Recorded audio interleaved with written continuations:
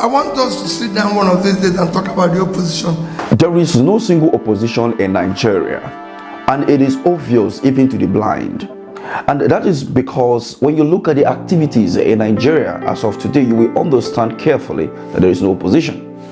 But before I play a video to you of what Mr. Peter Obi said concerning the opposition in Nigeria, just as you heard from the first clip of the video, well, he said we will talk. So before I play the video where he talked about the opposition in Nigeria to you, let's also look at the statement made by Kemi Bagon, the Conservative Party leader in the United Kingdom, and as well as the issue of the Felix Moko and the allegation of threats to Mr. Peter Obi, which to many, including myself, we are no longer seeing that as an allegation, but a matter of fact based on the statement made and even his explanation as he continued to tour the media houses in Nigeria. Mr. Speaker, we need to focus on what this is really about. This is not about the Prime Minister's work in the CPS, and I would say very respectfully to the Prime Minister, it's not about you, it is about the victims. Be a leader, not a lawyer.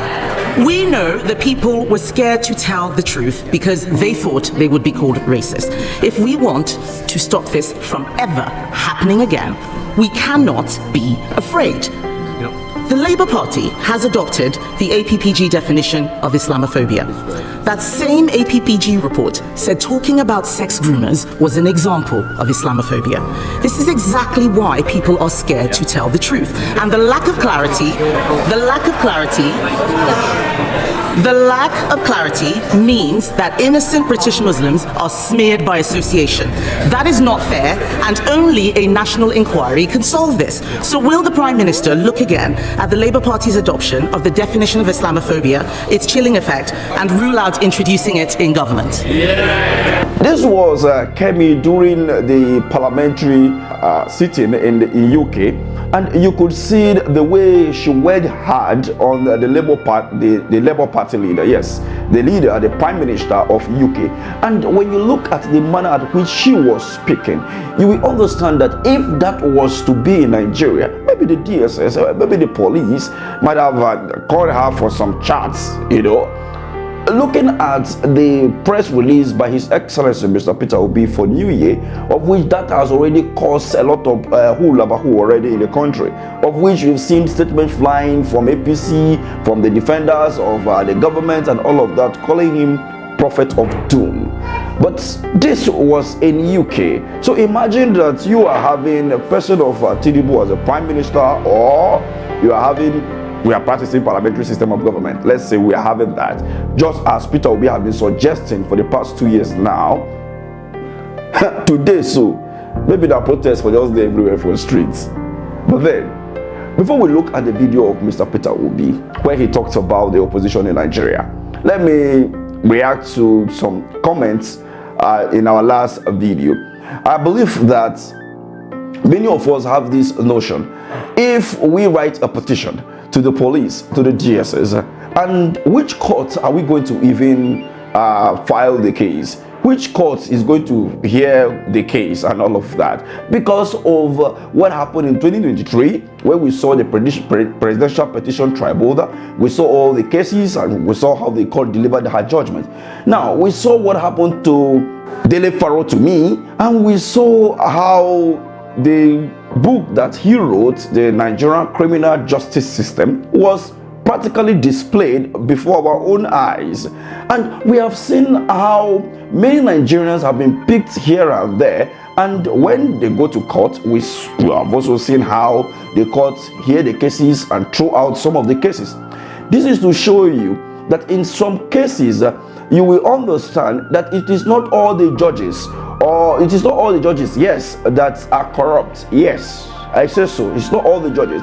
There are some cases where when the case comes before the courts immediately throw out some of those cases and all of that. So how about that? But I believe that it's just a 90% against 10%, which is the reason why the 90% overshadow the 10%, talking about the corruption, corrupt judges, and the whole judicial system. In fact, when you look at one of these, the video that we talked about, the judicial corruption, which you can find here.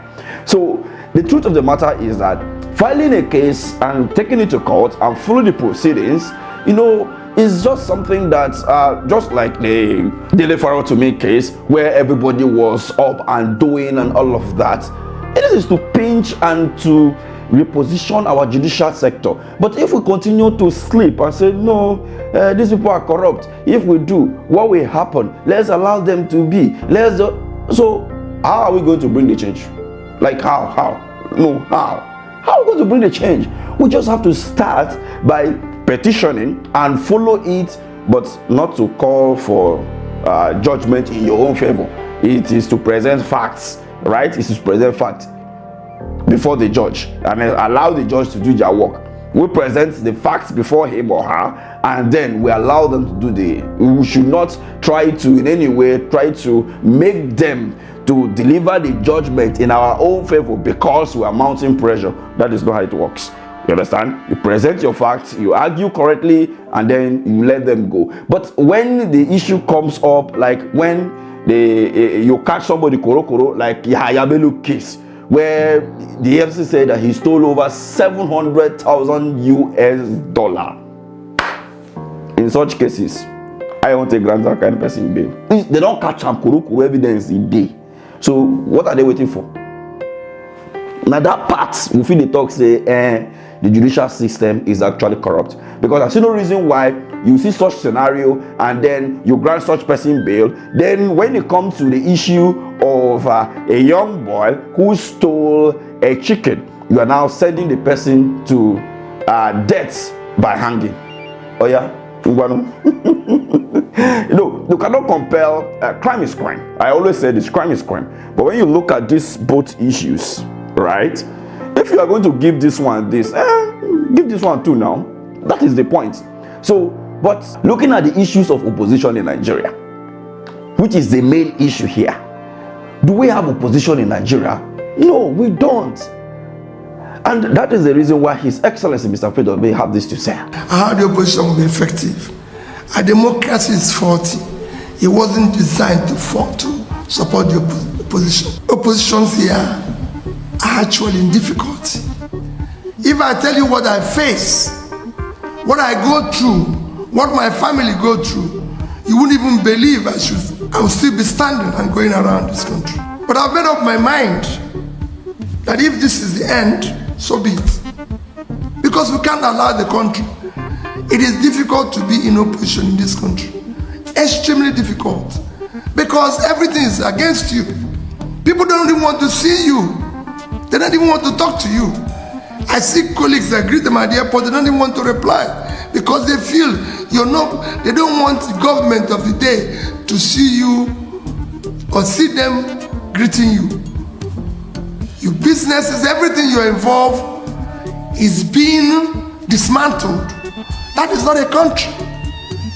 We need to show more commitment to the future of our country. None of us is going to live here forever. So we must build a better society for our children. And to build it, some of us will take a risk.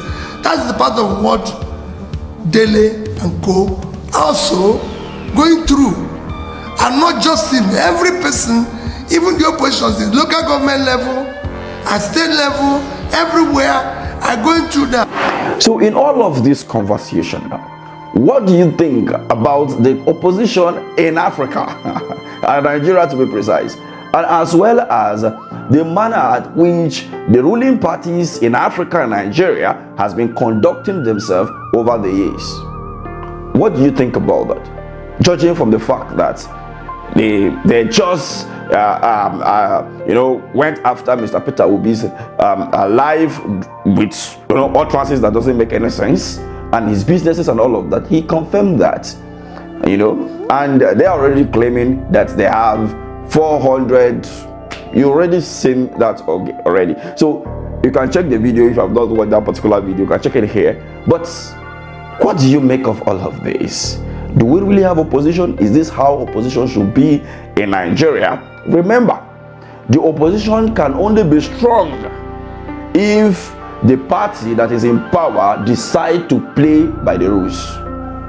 But if they decide to go picking up anybody who criticizes them either correctly or wrongly, or in fact criticize them at all, like the way they are doing in Nigeria as of today, then you will have people running from opposition to the ruling party just because they don't want to go to jail or they don't want their business crumble.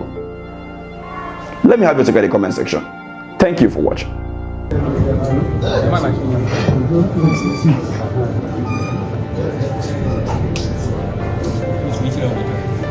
Meet you.